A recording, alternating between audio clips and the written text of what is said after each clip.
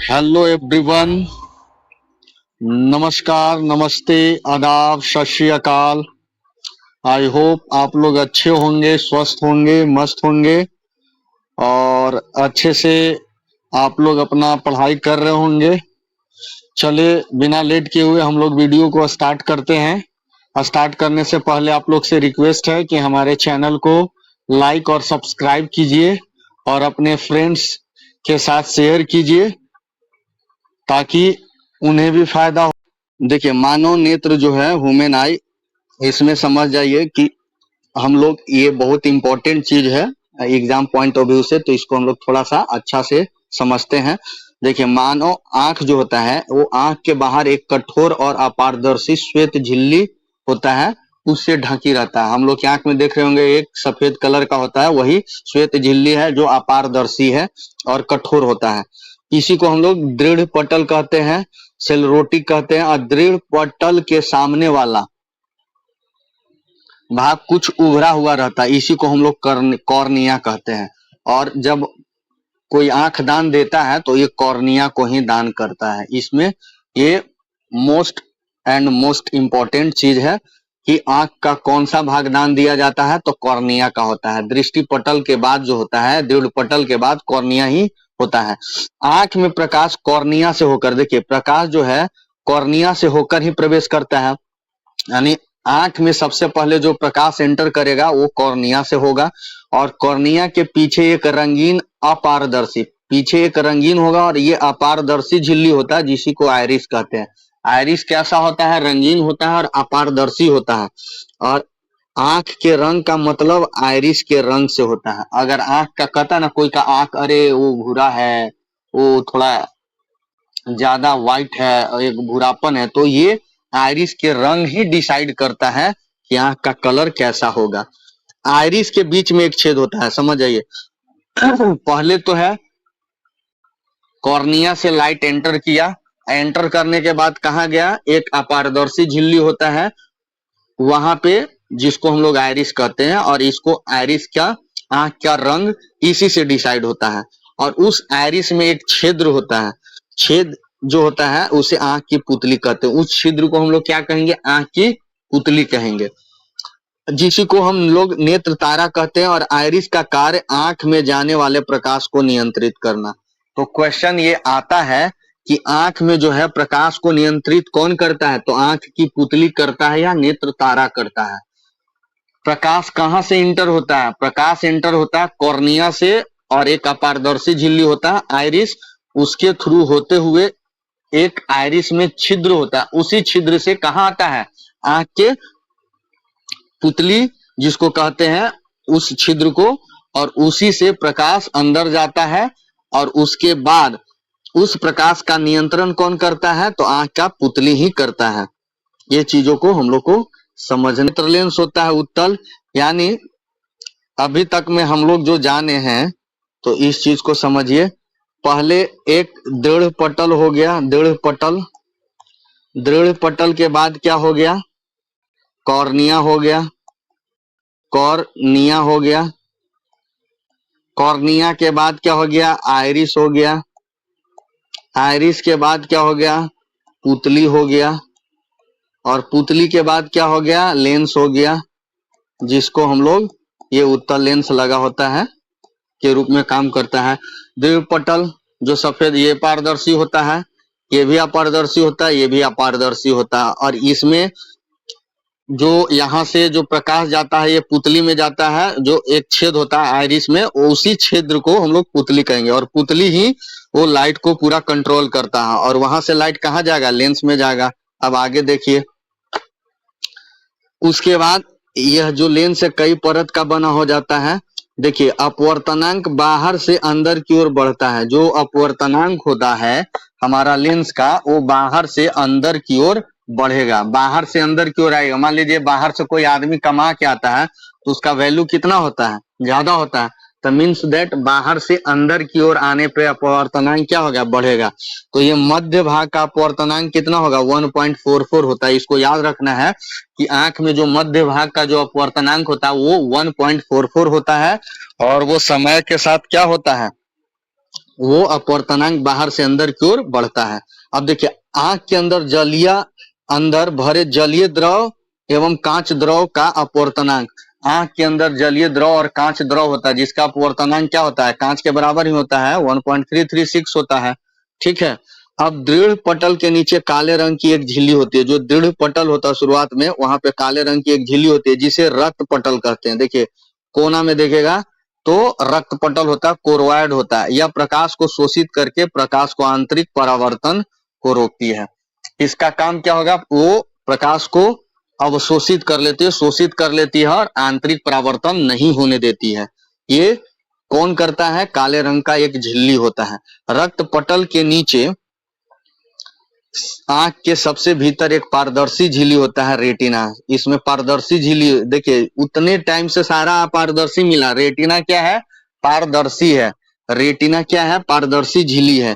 ये क्या करता है, यह प्रकाश सिराओं की एक फिल्म होती है, और ये सिराएं वस्तुओं के प्रतिबिंबों के रूप में रंग आकार का ज्ञान मस्तिष्क पहुंचाती है। यानी आपका जो रेटिना है, इसके अंदर प्रकाश सिरा होता है और ये एक फिल्म की तरह काम करता है, और यही सिरा जो होता है वस्तु का प्रतिबिंब, आकार, रंग, ये सारा चीज डिसाइड करके कहां तक, मस्तिष्क तक पहुंचाता है ये प्रकाश सिरा। और रेटिना पर कहां पे प्रतिबिंब बनेगा, रेटिना पर वस्तु का प्रतिबिंब उल्टा और वास्तविक बनता है।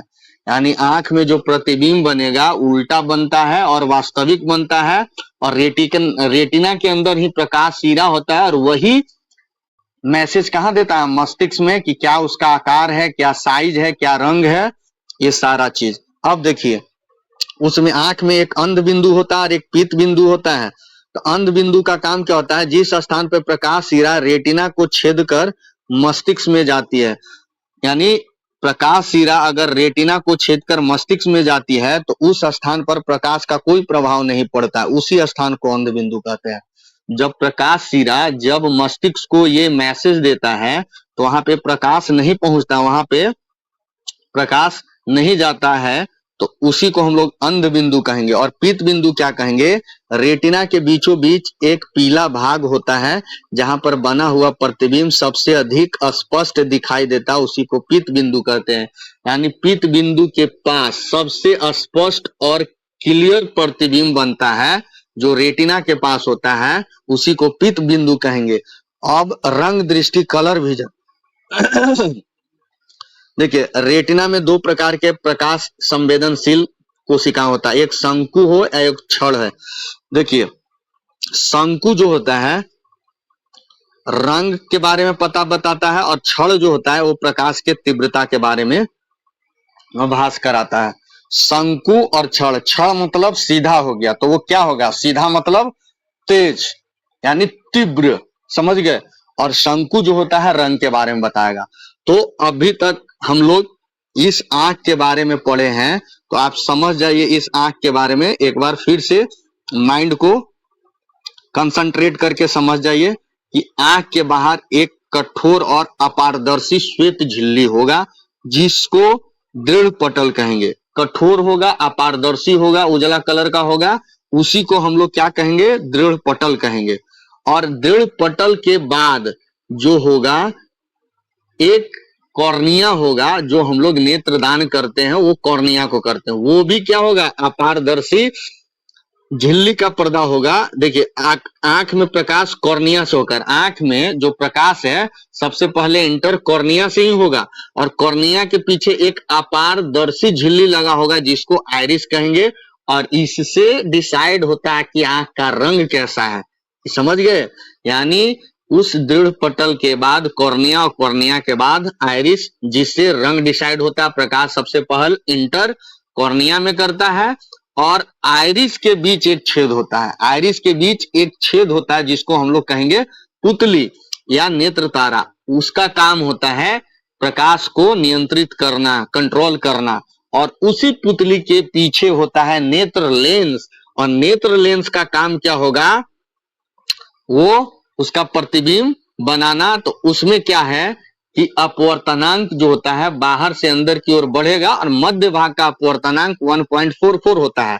और आंख के अंदर बहुत सारा द्रव भरा होता है और उस द्रव का भी अपवर्तनांक 1.336 होगा। अब जो दृढ़ पटल जो होता है उजला सफेद कलर का, वहीं पे काले रंग का एक झिल्ली होता है जो क्या करेगा, उसको प्रकाश को शोषित करता है और आंतरिक परावर्तन से रोकता है। समझ जाइए, वो दृढ़ पटल के बीच में काले रंग की जो झिल्ली होता है उसका काम ही होता है प्रकाश को शोषित करके आंतरिक परावर्तन नहीं होने देता है। और रक्त पटल के नीचे आंख के सबसे भीतरी जो होता है, सबसे ये रक्त पटल के पास आंख के सबसे भीतर में यानी अंदर में एक पारदर्शी झिल्ली होता है। सारा अपारदर्शी था, लेकिन याद रखिए रेटिना कैसा है, पारदर्शी झिल्ली। उसी रेटिना में प्रकाश शिरा होता है जिसका काम क्या होता है, उस वस्तु के बारे में जानकारी मस्तिष्क तक पहुंचाना। और कहा, रेटिना पर ही वस्तु का प्रतिबिंब उल्टा और वास्तविक बनेगा। और अंध बिंदु वही है जहां पे प्रकाश नहीं पहुंचता है। ये जो प्रकाश शिरा है इंफॉर्मेशन मस्तिष्क को देता है, और जहां पे नहीं पहुंचा उसी को अंध बिंदु कहेंगे। और पीत बिंदु उसको कहेंगे जहां पे सबसे क्लियर इमेज बनता है, पीला रंग का होता है, उसको पीत बिंदु कहेंगे। और रंग दृष्टि जहां पे दो प्रकार के होता है, शंकु और क्या है, क्षण। शंकु का काम है रंग कैसा है वो बताता है, और क्षण प्रकाश की तीव्रता के बारे में बताता है। ये रहा पूरा आपका आंख के बारे में क्लियर। तो आई थिंक ये डाउट पूरा आंख आपका क्लियर हो गया होगा, और ये बहुत इंपॉर्टेंट है, इसलिए इसको माइंड में रखिएगा। अब देखिए कुछ दोष होता है, उसके पहले देख लीजिए निकट बिंदु क्या होता है, जहां पे आंख स्पष्ट रूप से ये समान आंख जो होता है वो देख सकता है। तो 25 सेंटीमीटर के दूरी पे लगभग हम लोग क्या है स्पष्ट देख सकते हैं। और दूर बिंदु होता है अनंत होता है। ये एग्जाम में आया था 25 सेंटीमीटर वाला, कि स्पष्ट रूप से जो होता है निकट बिंदु हमारे आंख के लिए जो देख सके वो 25 सेंटीमीटर है, और दूर बिंदु होता है अनंत। और 5500 एंगस्ट्रम का जो तरंगदैर्ध्य है दृश्य प्रकाश का, मनुष्य की आंख सबसे अधिक संवेदनशील है 5500 एंगस्ट्रम में। देखिए जब आंख में धुल जाता है तो नेत्र सलेस्मा जो होता है वो सूज जाता है और लाल हो जाता है। अब दृष्टि दोष का देखिए, मान लीजिए कि कोई समान मनुष्य है, वो 25 सेंटीमीटर से अनंत तक के जो वस्तु है उसको कंफर्म अपना रेटिना पे मान लो नहीं बन रहा है उसका प्रतिबिंब, तो उसमें क्या होता है समय के साथ ये दोष आ जाता है। तो इसमें दो तरीके का भी दोष है, निकट दृष्टि दोष। देखिए निकट 3 अक्षर है, तो इसमें जो दोष होगा ये नाम से क्लियर है, निकट दृष्टि दोष में निकट का चीज दिखेगा। उल्टा ये नहीं समझना है कि दूर का चीज नहीं, मतलब दूर वाला दिखेगा और निकट वाला नहीं दिखेगा, नहीं, इसमें उल्टा है। निकट दृष्टि दोष मतलब निकट का चीज आपको दिख जाएगा, दूर का चीज नहीं दिखेगा। इससे क्या होगा, इसका कारण क्या होता है, जो आपका लेंस का है साइज बढ़ जाएगा। लेंस का जो लेंस गोल होता है उसका गोलाई बढ़ जाएगा, तो उससे देखिए फोकस दूरी अगर मान लीजिए आपका घट जाएगा। निकट दृष्टि दोष में क्या, निकट का वस्तु दिखाई दे रहा है, यानी फोकस दूरी उसका घट गया है तब ना दिखाई दे रहा है आपको, क्योंकि उसका दूरी घट गया है तो आपको दिखाई दे रहा है। तो जैसे दूरी घटेगा, तो पीछे के क्लास में बताए थे कि लेंस वाले में कि जब दूरी घटता है, फोकस दूरी घटता है, तो क्या है, क्षमता लेंस का बढ़ जाता है। तो लेंस की क्षमता बढ़ गया है, लेकिन उसके कारण रेटिना पर प्रतिबिंब न बन के रेटिना के आगे बन जाता है। यानी जब दूरी घट गया है और उसका क्षमता भी बढ़ गया, लेकिन बनना चाहिए था प्रतिबिंब रेटिना पे, लेकिन बन जा रहा है और आगे ही। तो इसी कारण ये निकट दृष्टि दोष होता है कि निकट का वस्तु हम देख पाते हैं, दूर का वस्तु नहीं देख पाते हैं।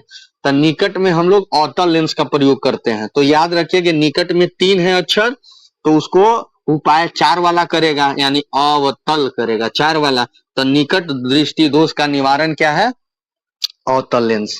इससे क्या होगा, फोकस दूरी को थोड़ा बढ़ा दिया जाता है। अब देखिए यहाँ पे है दूर दृष्टि दोष। दूर दृष्टि में दूर का चीज आपको दिखेगा और निकट का चीज नहीं देखेगा। आप देखिए इसका इंग्लिश याद रखिएगा, इंग्लिश में पूछ देगा। मायोपिया हो गया निकट दृष्टि दोष, और हाइपरमेट्रोपिया हो गया दूर दृष्टि दोष। तो अब देखिए दूर है दो अक्षर का, तो इसका उपाय 3 अक्षर वाला करेगा, उत्तल लेंस करेगा। दूर दृष्टि में क्या होगा, लेंस का जो गोलाई है वो कम जाता है, और फोकस दूरी जब गोलाई कम जाएगा तो फोकस दूरी बढ़ जाएगा, और फोकस दूरी जैसे ही बढ़ेगा तो लेंस का आवर्धन क्षमता क्या हो जाएगा, घट जाएगा। यही है। अब इसका निवारण क्या है, उत्तल लेंस का प्रयोग। उसके बाद देखिए दो और होता है, एक जरा दृष्टि दोष कहते हैं जिसको प्रेस बायोपिया कहते हैं।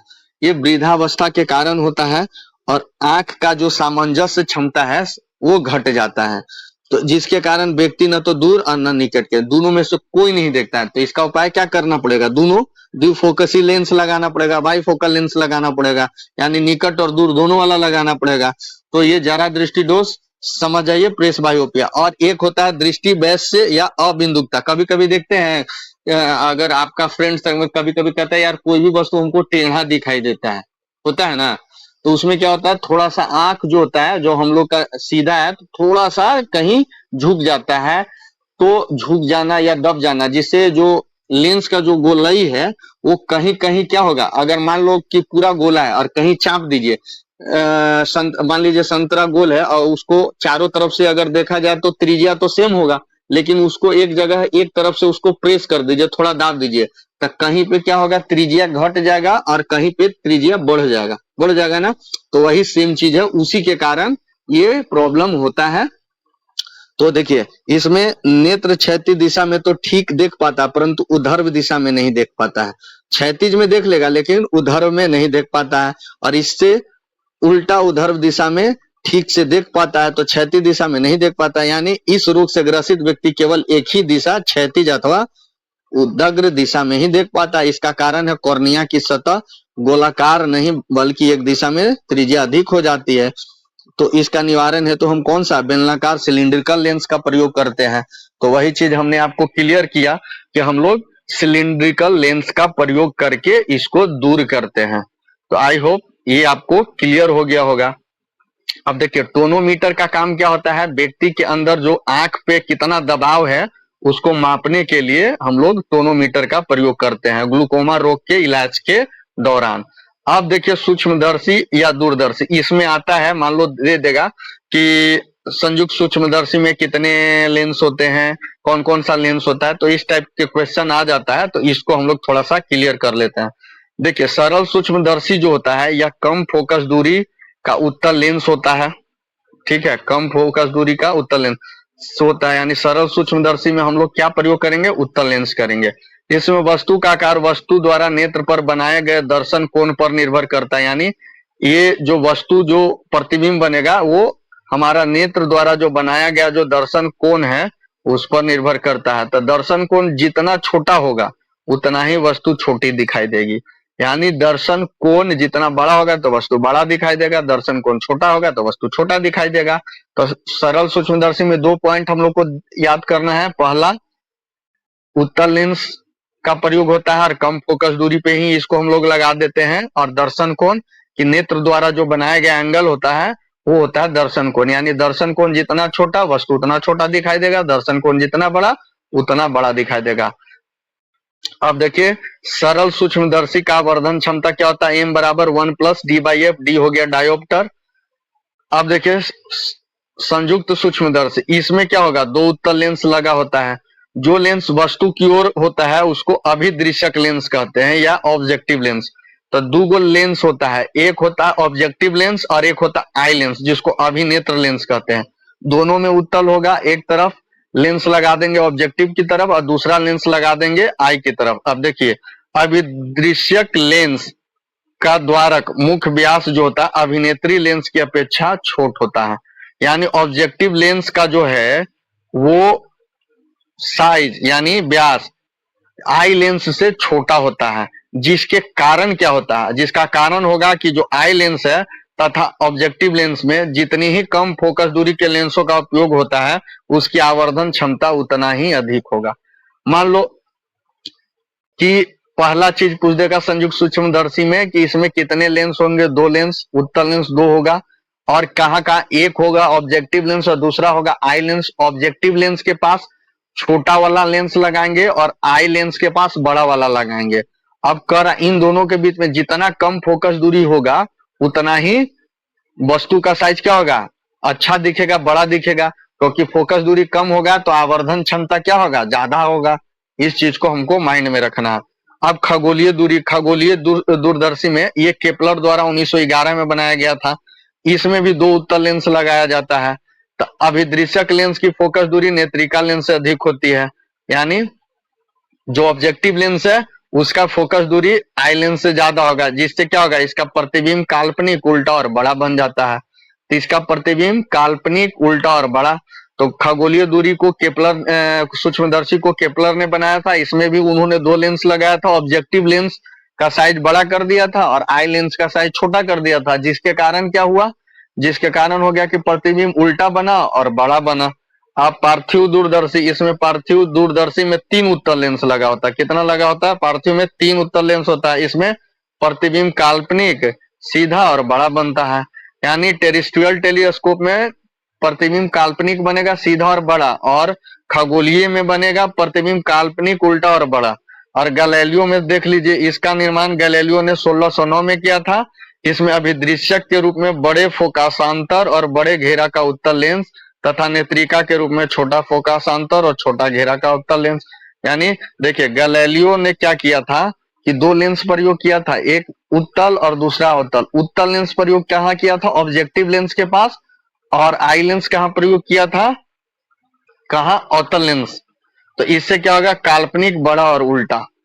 तो इन सब को देखते हुए हमको ये माइंड में रखना है कि संयुक्त सूक्ष्मदर्शी में एक उत्तल लेंस, खगोलीय दूरदर्शी में दो उत्तल लेंस, और पार्थिव में 3 उत्तल लेंस, और गैलीलियो दूरदर्शी में एक उत्तल और एक अवतल। उसके बाद हो जाता है क्वेश्चन कि खगोलीय दूरी में ऑब्जेक्टिव लेंस का साइज छोटा होगा और आई लेंस का साइज बड़ा होगा।